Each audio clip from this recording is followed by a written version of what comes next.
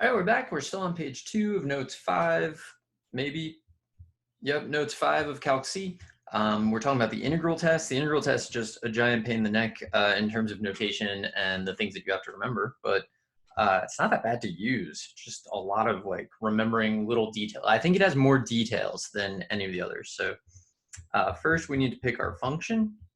So, I mean, you don't really have a choice about this.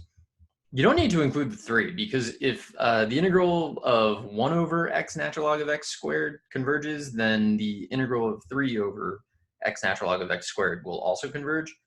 But I'm going to include it for like no reason. So this is definitely, is it definitely positive? I'm going to say it's positive. It's continuous.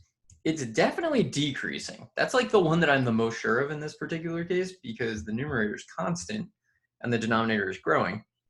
So I'll say for n, not n, for x greater than or equal to 2. All right, now it's all improper integrals. So let's do the limit. Nope, let's go from 2 to infinity of 3 over x natural log of x squared dx. That's going to be the limit as x approaches infinity. X? What? Get out. As b approaches infinity. From 2 to b. Let's see how many other ways I can screw this up. Well, let's not do that. But like, I think there might be a lot.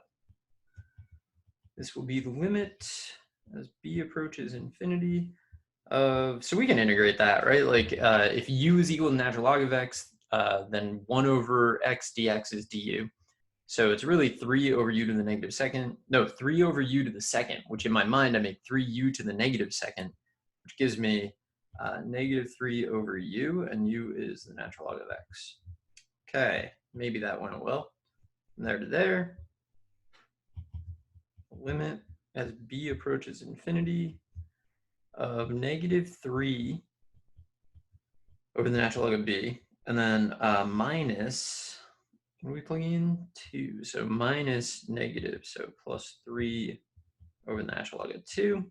So this part right here, this definitely goes to 0, right? Because natural log, it grows slowly, but it grows. And negative 3 doesn't grow, so that's just kind of going to sit there. So this will be 3 over the natural log of 2. The most important thing, though, is that it's finite, which means that our integral converges. So I'm going to say, therefore, the sum from n equals 2 to infinity. I guess I should say like therefore the integral from 2 to infinity of 3. I don't always do this, obviously, since you've watched me do them. Converges.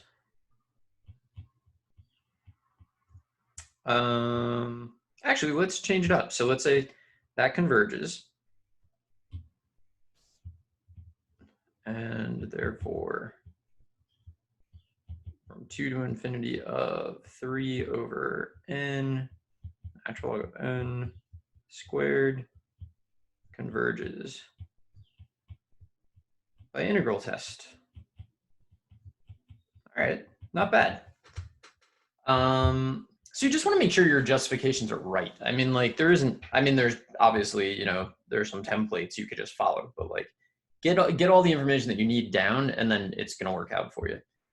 All right, let's look at this. So this one's a little faster maybe. So f of x 1 over x squared is definitely positive, definitely continuous, definitely decreasing for x greater than or equal to 1. The integral from 1 to infinity of 1 over x squared is the limit as b approaches infinity. So this is going to be annoying because all of the problems we're about to do are basically the same. 1 to b of, ooh, look at that. B of, I'm going to make it x to the negative second so I can integrate it more easily. Limit as b approaches infinity of negative 1 over x from 1 to b, which equals the limit as b approaches infinity. It's just like a lot of writing. B approaches infinity, negative 1 over b, and then minus negative 1, so plus 1, which definitely equals 1. Therefore, 1 to infinity, 1 over x squared dx converges.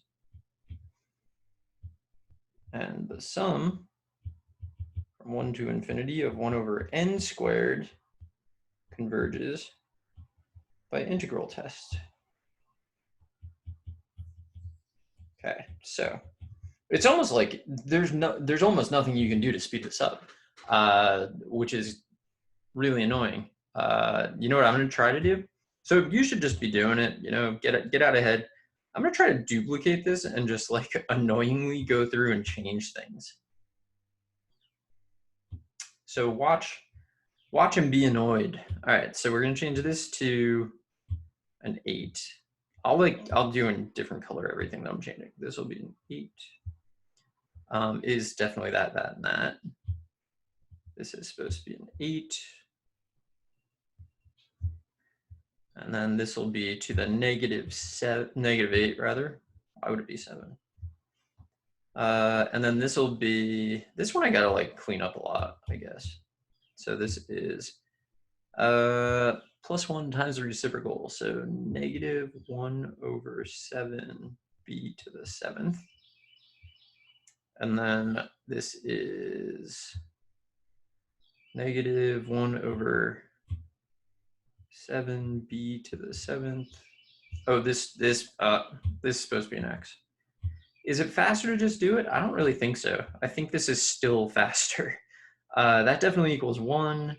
Therefore, the integral from 1 to infinity of 1 over x to the 8th dx converges. So the sum of 1 over n to the 8th converges by integral test. Whew. So 1 over n squared converges. 1 over n to the 8th converges. Both of those bigger than 1. We know that 1 over n doesn't converge. That's the harmonic series. It's famous. So the harmonic series, by the way, is the classic example of the nth term test is only for divergence, right? Because the limit as n approaches infinity of 1 over n is definitely 0, but the sum of 1 over n does not converge. So you really got to pay attention to that. All right, I'm gonna actually like straight up do this one, I guess. So f of x is x to the 2/3. It is continuous. Nope, it's 1 over x to the 2/3. 1 over x to the continuous, positive, decreasing. So 1 over x to the n, or 1 over n to the p, I guess, is definitely going to be continuous, positive, and decreasing. That's like a key feature here. So that's going to be for x greater than or equal to 1. All right, so I need to do the integral from 1 to infinity of x to the -2/3 is going to be the limit. That's b approaches infinity. Be x to the -2/3 dx, which is going to be the limit as x approaches b approaches infinity. It's so hard to remember things. That's like the most annoying part about making videos. Like in the back of your head, you're constantly thinking of other things. I don't know what I'm even thinking about. Like in between, while I'm waiting for the videos to process, I'm watching a video on YouTube that's about season 8 of Game of Thrones, like a little recap. They rewatched it, like try to contextualize it. And I just keep thinking, like, when I'm done with this, I'll watch more of that. And that's not great. Like, it's a good way to spend my summer. Well, is it? I don't know. But it's not a good way to be super accurate while doing problems, I guess, is the bottom line. So what do we got here? 3 b to the 1/3. I mean, that goes to infinity, so that's game over. -3 is infinity. Therefore, 1 to infinity, x to the -2/3 diverges. So this is it. This is one of the reasons that you had to learn improper integrals, which, you know, that's good to know. It's always good to know why you're learning things, except, you know, with a lot of math, you're incapable of understanding why you're learning it until you like learn it, so you can like get to the point where you can talk about it.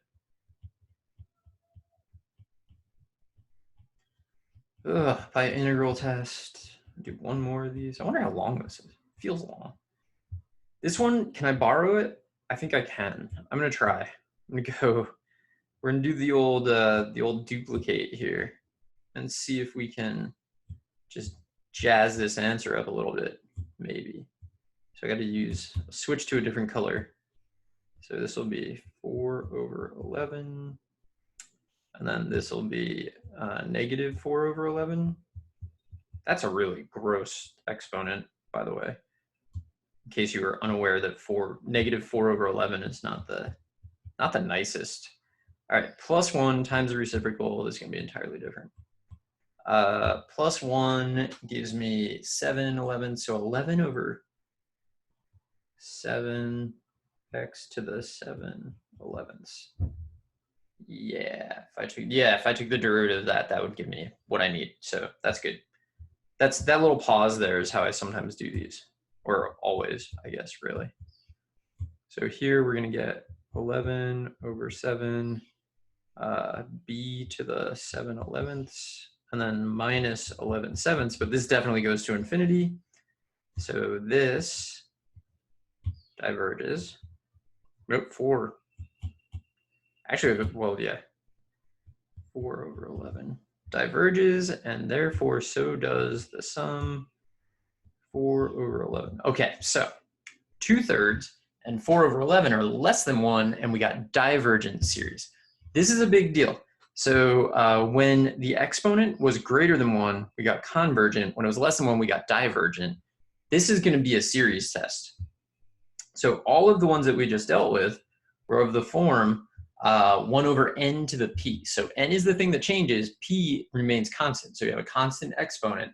And then they're all of that form, and it looks like we can make a generalization. It looks like if p is greater than 1, we're going to converge, and if p is less than 1 or equal to 1, we're going to diverge. Our goal on the next thing will be to show that that's definitely true. So if you come back for the next video, that's what we're going to do. So I will see you there.